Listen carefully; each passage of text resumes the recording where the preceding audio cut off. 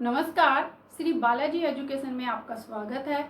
और मैं विजय लक्ष्मी आज आपको बताऊंगी कि उच्चारण प्रयत्न के आधार पर व्यंजनों के कितने भेद होते हैं।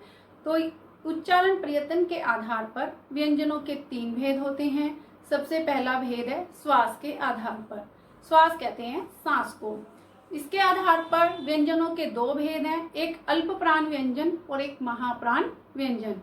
अल्प का अर्थ होता है कम और महा का अर्थ होता है अधिक, और प्राण कहते हैं वायु को। तो जिन व्यंजनों का उच्चारण करते समय वायु हमारे मुख से कम निकलती है उन्हें अल्प प्राण व्यंजन कहा जाता है, और जिनका उच्चारण करते समय वायु अधिक निकलती है उन्हें महाप्राण व्यंजन कहा जाता है। तो आइए देखते हैं ये कौन कौन से हैं। जो हमारी हिंदी वर्णमाला में स्पर्श व्यंजन है, जो पहले 5 वर्ग हैं, उनका सभी को पता होगा। तो वो पहले 5 वर्ग कौन से हैं? क वर्ग, च वर्ग, ट वर्ग, त वर्ग और प वर्ग। तो इन 5 वर्गों को हम स्पर्श व्यंजन भी कहते हैं। तो इसका पहला, तीसरा और 5वां व्यंजन अल्प प्राण कहलाता है, और दूसरा और चौथा व्यंजन महाप्राण कहलाता है। तो ये 5 जो वर्ग हैं, इन 5 वर्गों को इसी तरह से विभाजित किया गया है। उसके बाद अंतस्थ व्यंजन आते हैं, य, र, ल, व। वो अल्प प्राण होते हैं, और जो ऊष्म व्यंजन है स, स, स और ह, ये महाप्राण व्यंजन होते हैं। फिर अनुस्वार और विसर्ग, जो न कि स्वर हैं न व्यंजन हैं, लेकिन इनका प्रयोग स्वरों और व्यंजनों दोनों के साथ होता है। तो इसलिए जो अनुस्वार है वो अल्प प्राण व्यंजन है, अल्प प्राण में आता है, और जो विसर्ग है वो महाप्राण है। वैसे तो ये व्यंजन नहीं है, लेकिन इनका प्रयोग यहाँ होता है। अब है स्वर तंत्रियों के आधार पर व्यंजनों के भेद।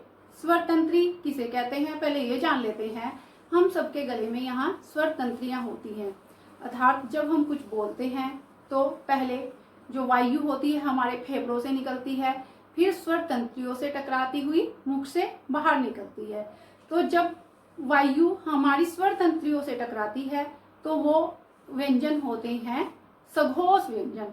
और जिन व्यंजनों का उच्चारण करते समय वायु स्वर तंत्रियों से नहीं टकराती, अर्थात एक कंपन पैदा नहीं करती, एक ध्वनि पैदा नहीं करती, एक गूंज जिसमें नहीं होती, उसे हम अघोष व्यंजन कहते हैं। और ये व्यंजन कौन कौन से होते हैं? जो सघोष व्यंजन है वो तीसरा, चौथा और 5वां व्यंजन है, अर्थात जो हमारे 5 वर्ग है उन्हीं 5 वर्गों का तीसरा, चौथा, 5वां जो व्यंजन है वो सघोष है, और जो पहला और दूसरा है वो अघोष व्यंजन कहलाता है। तो ये 5 वर्ग यहाँ से 1, 2, 3, 4, 5, ये 5 वर्गों को हमने यहाँ पर ऐसे ही विभाजित किया हुआ है। पहला दूसरा व्यंजन इधर है, और तीसरा, चौथा, 5वां व्यंजन इधर है।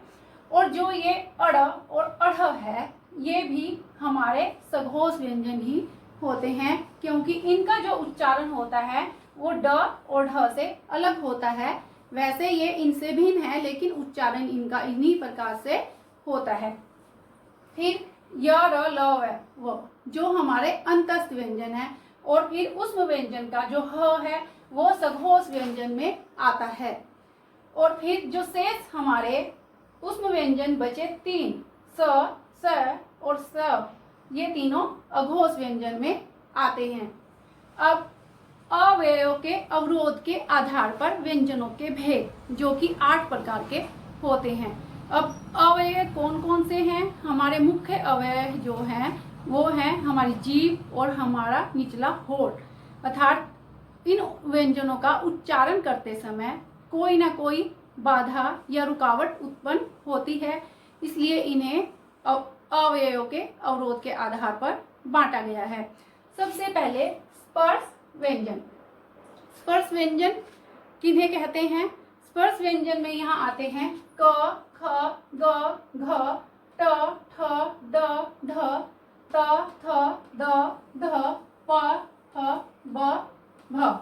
ये स्पर्श व्यंजन कहलाते हैं। जब इनका हम उच्चारण करते हैं तो हमारी जो श्वास होती है वो हमारी जीभ और होठ दोनों से स्पर्श करती हुई बाहर निकलती है, इसलिए इन्हें स्पर्श व्यंजन कहा जाता है। अब है स्पर्श संघर्षी व्यंजन। स्पर्श संघर्षी व्यंजनों का जब हम उच्चारण करते हैं तो वायु जो होती है कुछ गर्म होकर कुछ संघर्ष करती हुई बाहर आती है, इसलिए इनको स्पर्श संघर्षी व्यंजन कहा जाता है। अर्थात स्पर्श तो करती ही है वायु मुख के अवयव को, लेकिन साथ में कुछ गर्म होकर वो बाहर निकलती है। अब संघर्षी व्यंजन, संघर्षी व्यंजन का जो ये है स, स और ह, इनका उच्चारण करते समय क्या होता है कि हमारी वायु जो निकलती है मुख से, वो मुख का जो मार्ग है वो बहुत संकीर्ण हो जाता है, बहुत पतला हो जाता है जब हम इनका उच्चारण करते हैं। उसके बाद अनुनासिक व्यंजन। अनुनासिक व्यंजन किन्हें कहते हैं? जो पांचों वर्गों का पांचवा वर्ण है, अर्थात जिसे हम पंचमाक्षर भी कहते हैं, तो वो अनुनासिक कहलाते हैं। और इनका उच्चारण नाक से होता है, इनका उच्चारण करने के लिए नाक से हवा निकलती है, इसलिए इनको अनुनासिक व्यंजन कहा जाता है। उसके बाद पार्श्विक व्यंजन जो कि एक ही है, वो है ल। जब हम इसका उच्चारण करते हैं तो हमारी जो जिह्वा होती है उसके दोनों साइड से या जिह्वा की दोनों तरफ से, दोनों बगल से वायु बाहर निकलती है। अब है परकंपित व्यंजन। परकंपित व्यंजन होता है, एक ही है ये है र।